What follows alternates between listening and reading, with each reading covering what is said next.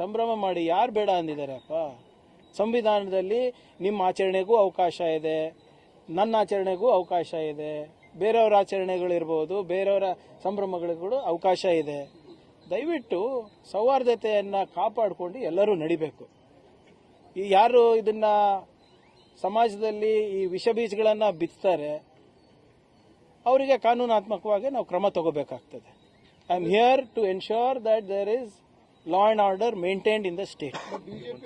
BJP ಅವ್ರು ಏನಾದ್ರು ಅನ್ಕೊಳ್ರಿ, BJP ಅವ್ರ ಕೆಲಸನೇ ಅದು. ಈಗ ಅಶೋಕ್ ಅವರೇ ಹೇಳಿಲ್ವಾ ಒಂದ್ಸರಿ ಒಂದು ಇಂಟರ್ವ್ಯೂನಲ್ಲಿ, ನಾವು ಮುಸ್ಲಿಂ ಅಂತ ಹೇಳಿಲ್ಲ, ನಾವು ಪ್ರಚೋದನೆ ನೀಡಿಲ್ಲ ಅಂದ್ರೆ ನಮ್ದು ರಾಜಕೀಯ ಭವಿಷ್ಯನೇ ಇಲ್ಲ ಅಂತ. ಇದು ನಾನೆಲ್ಲ ಹೇಳಿದ್ದು, ವಿರೋಧ ಪಕ್ಷದವ್ರು ನಾಯಕರು ಹೇಳಿರೋದು. ಮರ್ತೋಗ್ಬಿಟ್ಟಿದ್ದಾರೆ ಅವರು. ನೋಡಿ, ನಿಮ್ಮ ಇದೆ ಯಾವುದೋ ಒಂದು ಚಾನೆಲ್ಗೆ ಇಂಟರ್ವ್ಯೂ ಕೊಟ್ಟಿದ್ರು, ತೆಗೆದು ನೋಡಿ ನಿಮ್ಮ ಆರ್ಕೈವ್ಸ್ ಅಲ್ಲಿ. ಮುಖ್ಯಮಂತ್ರಿಗಳು ಡೆಲ್ಲಿಗೆ ಹೊರಟಿದ್ದಾರೆ. ಕ್ಯಾಬಿನೆಟ್ ಎಕ್ಸ್ಪಾನ್ಷನ್ ಅಥವಾ ಒಂದು ಉಳಿದಿರೋ ಸೀಟನ್ನ ಫಿಲ್ ಮಾಡೋ ವಿಚಾರಕ್ಕೆ ಅಥವಾ MLC ವಿಚಾರಕ್ಕೆ? ನೋಡಿ, ಹಲವಾರು ವಿಚಾರಗಳಿರ್ತವೆ ನಮ್ಮ ಹೈಕಮಾಂಡ್ ಜೊತೆ ಚರ್ಚೆ ಮಾಡೋದು. ಅದು ಮಾನ್ಯ ಮುಖ್ಯಮಂತ್ರಿಗಳು ಚರ್ಚೆ ಮಾಡ್ಕೊಂಡು ಬರ್ತಾರೆ. ಅದರಲ್ಲಿ ಆಶ್ಚರ್ಯ ಏನಿದೆ? Will there be any reshuffle, sir? Whatever it is, it's at the discretion of the chief minister. So it's not. ಅಂದ್ರೆ ಈಗ ರೂಮರ್ ಪ್ರಕಾರ ಸರ್, ಮತ್ತೆ ರೂಮರ್ಗೆ ನೋಡಿ, ಗಾಳಿ ಸುದ್ದಿಗೆ ಏನಂತ ಉತ್ತರ ಕೊಡ್ಲಿ? ರೂಮರ್ಗೆ ಉತ್ತರ ಕೊಡಲ್ಲ. ಆದ್ರೆ ಈಗ ಸ್ಪೆಕ್ಯುಲೇಷನ್ ಮತ್ತೆ ಯಾವ ತರ ಇದೆ? ನಾಗೇಂದ್ರ ಈಗ ರೂಮರು ಸ್ಪೆಕ್ಯುಲೇಷನ್ ಏನು ವ್ಯತ್ಯಾಸ? ನಾಗೇಂದ್ರ ಇಲ್ಲ, ಪರ್ಯಾಯ ಪದಗಳು ಯೂಸ್ ಮಾಡಿದ್ರೆ ಉತ್ತರ ಬರ್ತದ? ನಾಗೇಂದ್ರ ಅವರು, ಜಮೀರ್ ಅವರು ರಿಸೈನ್ ಮಾಡಬಹುದು. ಅಲ್ಲಿ ಅನ್ನಪೂರ್ಣ ತುಕಾರಾಮ್ ಅವರು ಕೃಷ್ಣಪ್ಪ ಅವ್ರಿಗೆ ಸ್ಥಾನ ಕೊಡುವಂತ ಸಾಧ್ಯತೆ ಇದೆ. ಒಂದ್ ಕೆಲಸ ಮಾಡ್ಬಿಡಿ ಸರ್, ನೀವೇ ಒಂದ್ ಪಟ್ಟಿ ಕೊಟ್ಬಿಡಿ, ಅದೇ ಹೋಗಿ ಸ್ಯಾಂಕ್ಷನ್ ಮಾಡಿ ಬರ್ತಾರೆ ಸಿಎಂ. ಸುಮ್ನೆ ನೀವು ಇರೋರೆಲ್ಲ ನಮ್ಮ ಸ್ನೇಹಿತರು, ನೀವು ಇವ್ರೊಂದ್ ಪಟ್ಟಿ ಕೊಡ್ತಾರೆ, ಇವ್ರೊಂದ್ ಪಟ್ಟಿ ಕೊಡ್ತಾರೆ, ಇವ್ರೊಂದ್ ಪಟ್ಟಿ ಕೊಡ್ತಾರೆ. ಅದಕ್ಕೆಲ್ಲ ನಾವು ಹೆಂಗ್ ಉತ್ತರ ಕೊಡಕ್ಕಾಗ್ತದೆ? AICC ಕ್ಲಾರಿಫಿಕೇಶನ್ ಕೊಟ್ಟಿಲ್ಲ ಸರ್, ಅಥವಾ ಏನಕ್ಕೆ ಕೊಡ್ಬೇಕು AICC ಕ್ಲಾರಿಫಿಕೇಶನ್? ಇಲ್ಲ, ಗೊಂದಲ ಯಾರಲ್ಲಿದೆ? AICC ನಲ್ಲಿ ಇದೆಯಾ? KPCC ನಲ್ಲಿ ಇದೆಯಾ? ನಮ್ಮಲ್ಲಿ ಏನಿಲ್ಲ ಸರ್. ನೀವು ಹುಟ್ಟಿಸ್ತಾ ಇರೋದು ಈಗ. ಮಧು ಅವ್ರು ಕೇಳ್ತಾ ಇರೋದ್ರಿಂದ, ಅಭಿ ಅವ್ರು ಕೇಳ್ತಾ ಇರೋದ್ರಿಂದ ಗೊಂದಲ ಆಗ್ತಾ ಇರೋದು. ಇಲ್ಲಿದ್ರೆ ಯಾರು ಕೇಳೇ ಇಲ್ಲಲ್ಲ. ಇಲ್ಲಿ ನೋಡಿ, 106 ಜನ ನಮ್ಮ ಕಾರ್ಯಕರ್ತರು, ಯಾರು ಗೊಂದಲ ಇದೆ ಕೇಳಿ. ಪ್ರಕರಣಗಳ ಪಟ್ಟಿನ ಕೇಳಿದಂತ ಸಂದರ್ಭದಲ್ಲಿ ಯಾವ ಪ್ರಕರಣಗಳು ಇಲ್ಲ ಅಂತ ಹೇಳಿದ್ರೆ ಅದೊಂದು ಸಾಮಾಜಿಕ ಜಾಲತಾಣದಲ್ಲಿ ಒಂದು ಪರ ವಿರೋಧ ಮಾತುಕತೆ ಆಯ್ತು. ಅದು ನನ್ಗೇನ್ ಸಂಬಂಧ? ನಾವು ಇದ್ದಂಗೆ ಹೇಳ್ಬೇಕಲ್ಲ. ಈ ಬಿಜೆಪಿದವರು ಮೂರ್ಖರು. RSS ವಿರುದ್ಧ ಕೇಸ್ ಇದೆಯಾ ಇಲ್ಲ ಅಂತ ಕೇಳಿದ್ದಾರೆ, ಇಲ್ಲ ಅಂತಾನೆ ಹೇಳಿದೀವಿ. ಯಾಕಿಲ್ಲ? ಯಾಕಂದ್ರೆ ಅವ್ರ ನೋಂದಣಿನೇ ಇಲ್ಲ. ಈಗ ನಾನು ಅದೇ ಹೇಳ್ತಾ ಇರೋದಲ್ಲ, ನೋಂದಣಿ ಮಾಡಿಸ್ಕೊಳ್ರಪ್ಪ, ಕಾನೂನಾತ್ಮಕವಾಗಿ ಬನ್ನಿ, come with in the legal framework. ನೀವೇನು ಎಲ್ಲರಿಗಿಂತ ದೊಡ್ಡವರಲ್ಲ. ಅದು ನಾನು ನೋಡಿದೆ, ನಾರಾಯಣ ಸ್ವಾಮಿ ಚೆಲುವಾದಿಯವರು, ಬಿಜೆಪಿಯವರು ನೋಡಿದ್ರ ಇಲ್ಲಿ ಶೂನ್ಯ ಪ್ರಕರಣಗಳಿದೆ ಅಂತ ಹೇಳ್ತಾ ಇದ್ದಾರೆ. ಹೌದು, ಇವರೆಲ್ಲ ವಾಟ್ಸ್ಆಪ್ ಯೂನಿವರ್ಸಿಟಿನಲ್ಲಿ ಕಲ್ತು ಬಂದವರು ಇವ್ರಿಗೆ. How can I ban an organisation that does not exist? ಅಸ್ತಿತ್ವದಲ್ಲೇ ಇಲ್ಲ ಇವರು. ಅದಕ್ಕೆ ನಾನು ಹೇಳ್ತಾ ಇದ್ದೀನಿ, ದಯವಿಟ್ಟು ನೋಂದಣಿ ಮಾಡಿಸಿ. ನಿಮ್ಮ ನೋಂದಣಿ ಶುಲ್ಕವನ್ನ ನಾನೇ ಕಟ್ತೀನಿ. ನಾನು ನಿನ್ನೆ ಕೂಡ ಹೇಳಿದ್ದೀನಿ ಮಾಧ್ಯಮ ಸ್ನೇಹಿತರಿಗೆ, ಕರ್ನಾಟಕ ರಾಜ್ಯದಲ್ಲಿ ನೀವು ಎಷ್ಟು ಶಾಖಗಳಿವೆ ಎಲ್ಲಾನು ರಿಜಿಸ್ಟರ್ ಮಾಡಲಿಕ್ಕೆ ನಾನು ನನ್ನ ಶಾಸಕರ ಅನುದಾನದಿಂದ, ನನ್ನ ಸಂಬಳದಿಂದ ಕೊಡ್ತೀನಿ.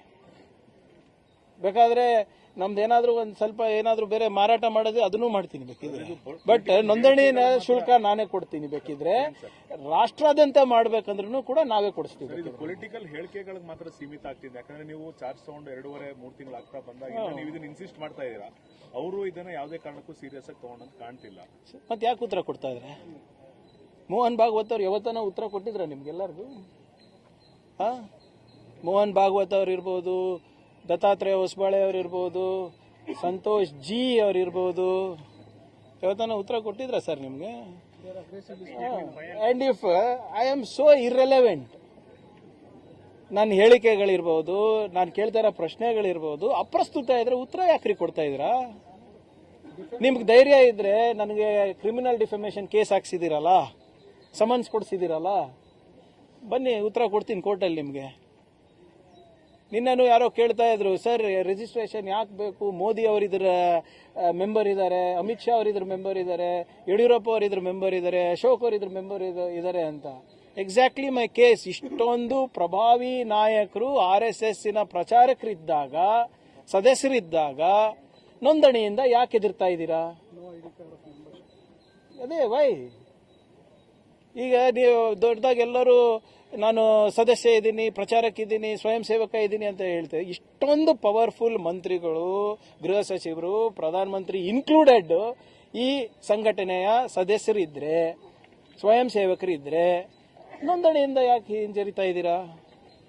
Sir, after your answer in assembly, now the BJP leaders are targeting once again you over this RSS issue, where you said There are a bunch of fools. How will you ban an organization that is not even registered? How will I file a case against an organization that is not even registered?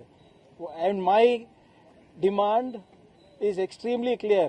If you are going to do a march past on my streets in Karnataka, I want to know who you are. Register, I will give you the best bandobast possible. I will give you more than that if you want. But tell me who you are. Ultimately, the Department of Home is footing that bill, right? Of providing bandobast to these people. So if I do it for anybody else, will you agree? So all I'm asking is, please tell us who you are. Please get registered. If you don't have funds to get registered, I will ensure I will pay from my MLA salary. are you guessing somewhere, sir, the government Instead is of planning instead with of the mentioning that delimitation there are draft? no cases registered, Delimitation draft, the sir. mention could have been the organization. No. See, the question was very clear by a BJP member. How many cases are registered against RSS? There is no. The question should have been, how many people who are affiliated to RSS have cases? Then the list would have been long. You get the difference? They have asked, does RSS have any case? RSS does not have any case. Do the people who are affiliated with RSS, do they have cases? Thousands. In fact, one of the pracharaks has a POXO case In your state. in my state. He held the highest office, RSS pracharak, who is being seen in RSS shots.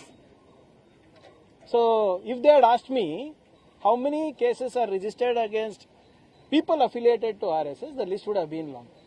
And you also know who all are there. Sir, how about this subcommittee, sir? How will it work? Because you are See, saying the about subcommittee is formed to figure out reforms for recruitment in education, in government jobs as well as in education. The government of Karnataka already has prepared a draft bill of preventing corruption in government recruitment. And the draft rules also are ready for public, for their feedback. In fact, it just got done yesterday. So if they have any feedback to give, we will ensure that is also added to the new frame of rules of the bill. And we will be ensuring that we give transparent governance and will ensure transparent recruitment to all the posts that have been declared open for recruitment. So the longest pause in parliament, do you somewhere smelling that the government in the background may be preparing for the delimitation bill? They are preparing for that from how many years? Not now. They got it in the garb of women reservation, if you remember. It's not my statement. Mr. Amit Shah on the floor of the House said the women reservation is linked to delimitation commission. That's why they withdrew, no? Women's bill is already passed. If they are serious, they could have done it that time only. They can still do it if they want to. Sir, what do you want to say to those vigilantes in Karnataka? Because time and again, Already I have answered. No nowhere such vigilantism incident will be allowed in Karnataka, irrespective of your caste, irrespective of your religion. If you take law in your hands, I will have to ensure that you will be in jail.